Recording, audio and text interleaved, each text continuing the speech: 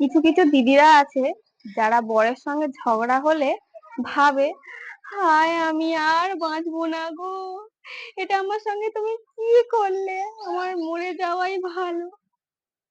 বলি এরকম করে কি লাভ? এটা সবসময় মনে রাখবে, আজকে মরলে কালকে দুদিন। কি হবে? সেই তো আবার বর গিয়ে 2 মাস পর আবার একটা অন্য মেয়েকে বিয়ে করে নিয়ে চলে আসবে। তখন মেয়েটা এসে কি করবে বলো তো? তোমার সব সম্পত্তি দখল নেবে। তোমার শাড়ি গয়না যত ভালো ভালো সাজগোজ আছে সব নিয়ে নেবে। এমনকি তোমার বরের সম্পত্তি পর্যন্ত নিয়ে নেবে। আর তুমি যে তোমার বরের পকেট কেটে পয়সা জমিয়েছিলে, সেই পয়সাটাও নিয়ে নেবে। হুম। এরকম করে কি হবে? তুমি স্বর্গে গিয়ে শান্তিতে থাকতে পারবে? পারবে না তো।